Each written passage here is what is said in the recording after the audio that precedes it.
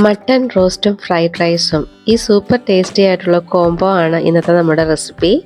Video ഇഷ്ടപ്പെട്ടാൽ please എൻ്റെ channel subscribe ചെയ്തും വീഡിയോ ലൈക്ക് ചെയ്തും ഷെയർ ചെയ്തും എന്നെ സപ്പോർട്ട് ചെയ്യണേ. ഇനി നമുക്ക് വീഡിയോ കാണാം. Welcome to tested and tasted channel.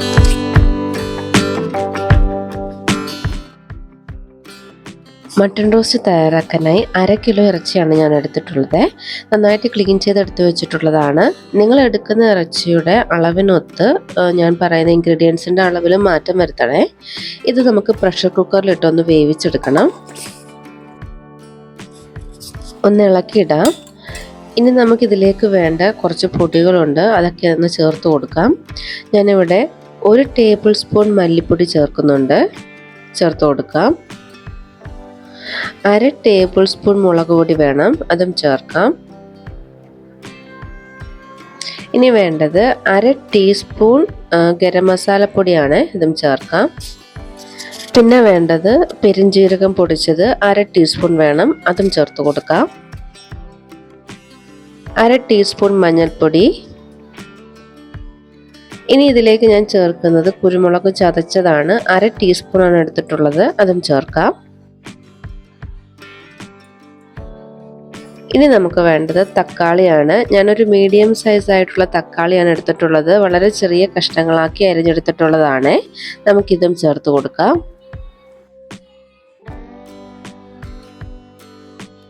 ഇതിലേക്ക് ഇനി ആവശ്യത്തിനുള്ള ഉപ്പ് ചേർക്കാം.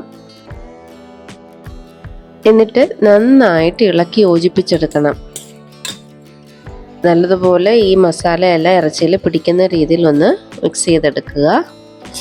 ഇനി ഇത് നന്നായിട്ട് വേവിച്ചെടുക്കാം. അതിനായിട്ട് നമ്മൾ അടച്ചു വെച്ച് 5 തൊട്ട് 6 വിസിൽ വരെ ഇട്ട് വേണം വേവിച്ചെടുക്കാൻ.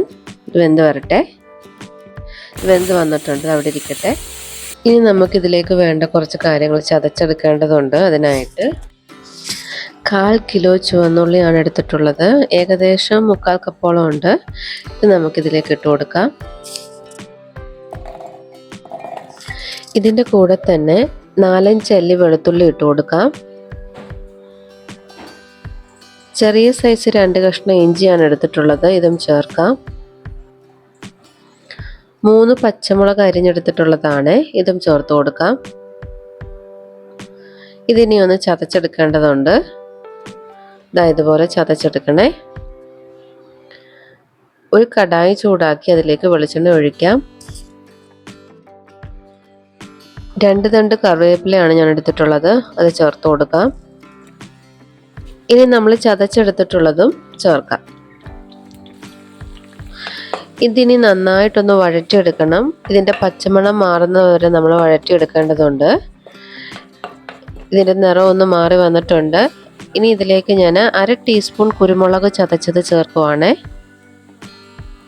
എന്നിട്ട് വീണ്ടും ഒന്ന് വഴറ്റിയെടുക്കണം. ഇനി നമ്മൾ വേവിച്ചെടുത്ത് മാറ്റി വെച്ചിട്ടുള്ള ഇറച്ചിക്കൂട്ടുണ്ടല്ലോ, ഇതിലേക്ക് ചേർത്ത് കൊടുക്കാം. ഇതിനെ എല്ലാം കൂടി ഇളക്കി യോജിപ്പിച്ചെടുക്കണം. നന്നായിട്ട് ഇളക്കി യോജിപ്പിച്ചെടുക്കേണ്ടതുണ്ട്. മസാല എല്ലാം ഇറച്ചിയിൽ പറ്റിപ്പിടിക്കുന്ന രീതിയിലൊന്ന് ആക്കിയിട്ടെടുക്കണം. ഇനി ഇതൊന്ന് അടച്ചു വെച്ച് വേവിച്ചെടുക്കാം. ഇടയ്ക്കിടയ്ക്ക് മൂടി തുറന്ന് ഇളക്കി ഇട്ട് കൊടുക്കേണ്ടതുണ്ട്. ഒന്ന് അടച്ചു വെക്കാം. 10 മിനിറ്റ് നേരം നമുക്കൊന്ന് അടച്ചു വെച്ച് വെള്ളം വറ്റിച്ചെടുക്കണം. ഇനിയൊന്ന് തുറന്ന് നോക്കാം. ഏകദേശം ഒന്ന് വെള്ളം വറ്റി കിട്ടിയിട്ടുണ്ട്. ഇനി 5 സെക്കൻഡ് നേരം കൂടി നമുക്ക് ചെറുതീയിലിട്ട് ഡ്രൈ ആക്കിയിട്ടെടുക്കേണ്ടതുണ്ട്. ഇതുപോലെ വെള്ളം വറ്റിച്ച് നല്ലതുപോലെ ഡ്രൈ ആക്കിയിട്ടെടുക്കുക. ഇനി ഇതിലേക്ക് നമുക്ക് ചേർക്കേണ്ടത് 1/2 ടീസ്പൂൺ ഗരം മസാലപ്പൊടിയാണ്, ഇത് ചേർത്ത് കൊടുക്കാം. ഇനി ഇതിലേക്ക് ഞാൻ ചേർക്കുന്നത് 1 ടീസ്പൂൺ കുരുമുളക് ചതച്ചതാണ്. എരിവ് കുറച്ചുകൂടി ആവശ്യമാണെന്ന് തോന്നുകയാണെങ്കിൽ എക്സ്ട്രാ 2 ടീസ്പൂൺ കുരുമുളക് ചതച്ചത് കൂടി ഇതിലേക്ക് ചേർക്കാമേ. ഞാൻ 1 ടീസ്പൂണാണ് ഇവിടെ ചേർക്കുന്നത്, ഇതിട്ട് കൊടുക്കാം. ഇനി ഇതിലേക്ക് വേണ്ടത് കുറച്ച് കറിവേപ്പിലയാണ്. 1 തണ്ട് കറിവേപ്പില ഞാൻ ഇട്ട് കൊടുക്കുകയാണ്. എന്നിട്ടൊന്ന് ഇളക്കി യോജിപ്പിച്ചെടുക്കാം. നമ്മുടെ സൂപ്പർ ടേസ്റ്റി ആയിട്ടുള്ള മട്ടൺ റോസ്റ്റ് ഇവിടെ തയ്യാറായിട്ടുണ്ട്. ഫ്ലെയിം ഓഫ് ചെയ്യാം. വളരെ നല്ല സൂപ്പർ ടേസ്റ്റി ആയിട്ടുള്ളൊരു മട്ടൺ റോസ്റ്റാണിത്. ഇനി ഇതിൻ്റെ കൂടെ കഴിക്കാൻ പറ്റുന്ന ഒരു ഫ്രൈഡ് റൈസ് കൂടി നമുക്ക് തയ്യാറാക്കേണ്ടതുണ്ട്. അതെങ്ങനെയാണെന്ന് നോക്കാം. ഫ്രൈഡ് റൈസിന് വേണ്ടിയുള്ള ചോറ് വേവിച്ചൂറ്റി വെച്ചിട്ടുള്ളതാണ് ഞാൻ. എന്നിട്ടിത് ഒരു പരന്ന പാത്രത്തിലൊന്ന് നിരത്തിയിട്ട് കൊടുത്തേക്കുവാണ്. ഞാനിവിടെ ജീരകശാല അരിയാണ് എടുത്തിട്ടുള്ളത്. 2 കപ്പ് അരിയാണ് എടുത്തിട്ടുള്ളത്. വെള്ളം തിളപ്പിച്ച് അതിലേക്ക് അല്പം സാജീരകം, കറുവപ്പട്ട, ഗ്രാമ്പു, 1 ടീസ്പൂൺ നാരങ്ങാനീര്, ഉപ്പ് ഇവയെല്ലാം ഇട്ട് വേവിച്ചൂറ്റി എടുത്ത് വെച്ചിട്ടുള്ള അരിയാണിത്. ഇനി ഫ്രൈഡ് റൈസ് തയ്യാറാക്കാം. ചുവട് കട്ടിയുള്ള ഒരു പാത്രത്തിലേക്ക് 1 ടീസ്പൂൺ നെയ്യ് ഒഴിച്ചു കൊടുക്കാം. ഇതിനൊപ്പം തന്നെ 1 ടീസ്പൂൺ വെജിറ്റബിൾ ഓയിൽ കൂടി ഒന്ന് ഒഴിച്ചു കൊടുക്കണം. ഇതിലേക്ക് കുറച്ച് ഉണക്കമുന്തിരി ഇട്ട് വറുത്തെടുക്കാം.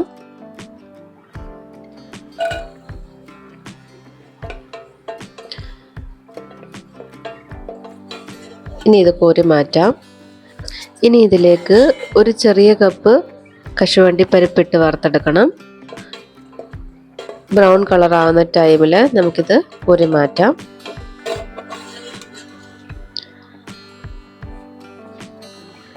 ഇനി ഇതിലേക്കിട്ട് വറുത്തെടുക്കേണ്ടത് സവാളയാണ്. സവാള ഞാൻ അല്പം ഉപ്പിട്ട് തിരുമ്മി വെച്ചിട്ടുള്ളതാണ്. നല്ല ക്രിസ്പായിട്ട് കിട്ടും, നല്ല കരുകരിപ്പായിട്ട് പെട്ടെന്ന് തന്നെ നമുക്ക് വറുത്തെടുക്കാൻ പറ്റും. അങ്ങനെ ചെയ്താൽ ഞാൻ ഇതിലേക്കിട്ട് കൊടുക്കുകയാണ്.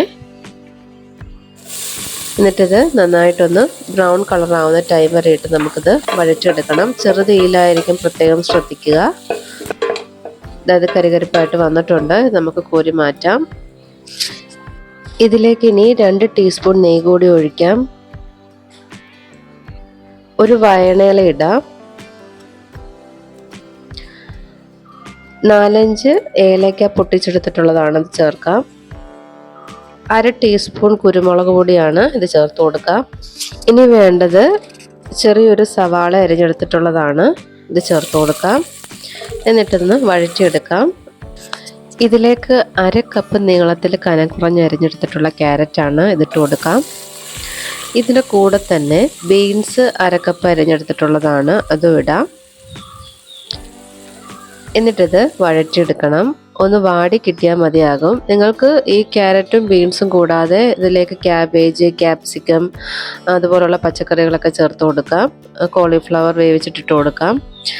ഞാൻ ഇതിലേക്ക് ഇനി സോയാ സോസാണ് ചേർക്കുന്നത്. ഡാർക്ക് സോയാ സോസാണ് ഞാൻ എടുത്തിട്ടുള്ളത്. 1.5 ടീസ്പൂണാണ് എടുത്തിട്ടുള്ളത്, ഇത് ചേർത്ത് കൊടുക്കാം.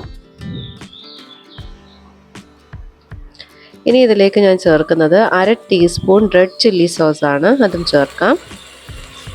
എന്നിട്ട് ഇതൊന്ന് മിക്സ് ചെയ്തെടുക്കാം. ലോ ഫ്ലെയിമിലിട്ട് വേണം മിക്സ് ചെയ്തെടുക്കാൻ.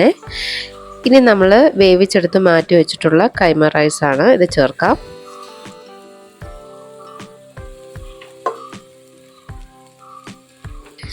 ഇനി ഇതിലേക്ക് അരിഞ്ഞെടുത്തിട്ടുള്ള ഉള്ളിത്തണ്ടാണ്, ഇതും ചേർക്കാം.